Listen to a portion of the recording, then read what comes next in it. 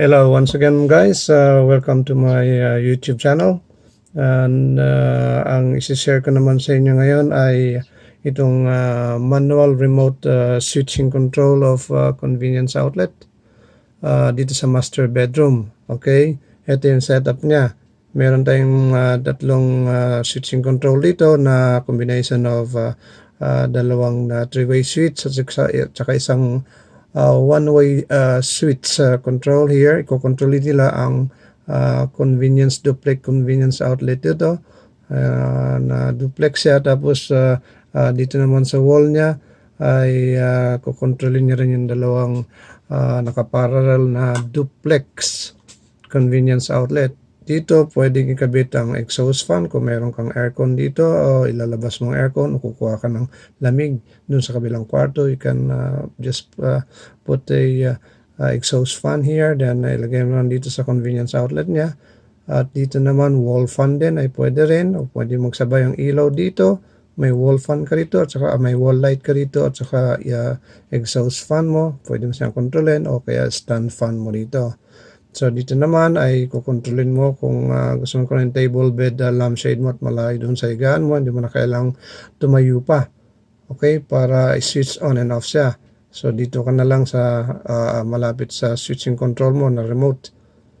Pwede mo na siyang i-on and off using this remote switching control ng mga convenience outlet. Pwede mo nang lagay dyan ang radio mo habang sabay siya nakailaw sa table lampshade. Alright, then let's take a look at tignan natin dito ang ito naman ang kanyang manual remote switching control schematic diagram. Okay, itong schematic diagram niya ay combination lang siya ng convenience outlet, dalawa.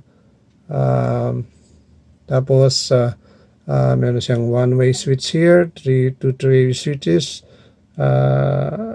Isang three-way switch sa number 2 at line to line ang voltahe niya. So iyan ang kanyang wiring diagram. You can just follow this, so simple, and then you can have this manual remote switching control of the convenience outlet sa bedroom setup.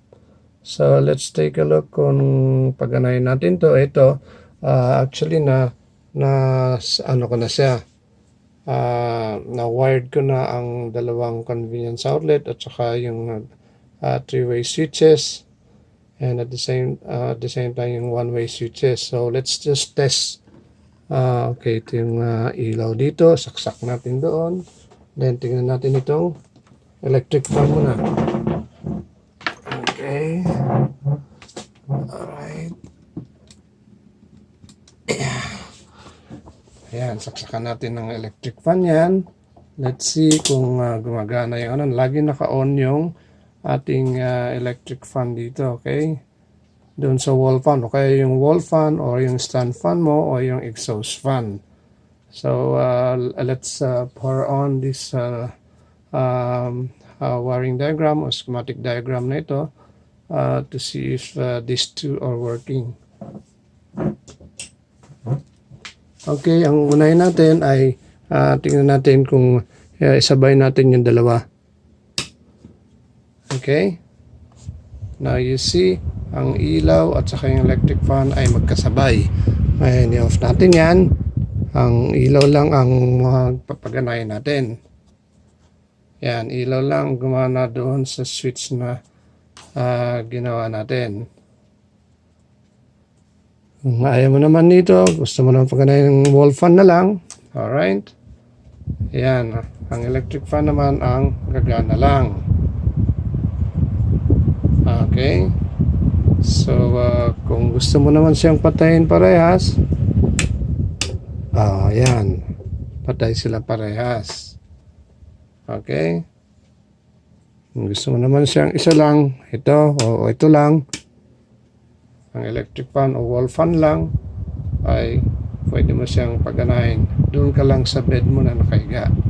So hindi ka na kailangan naka-on lagi itong kung sa desired na ano mo setting. Ito ang lampshade, okay lang yan dahil on and off yan. Okay, kung gusto niyo maglagay ng ano pa dito, isa pa, pwede kayo maglagay kasabay ng ilaw niyo o ng lampshade niyo, table lampshade. Ito yung table lampshade representation niya. Okay, box? Sana may natutuhan kayo and keep on subscribing sa aking YouTube channel because marami pang akong isi-share sa inyo yung mga wiring diagrams at actual wiring schematic ng mga bahay. Thank you. Bye.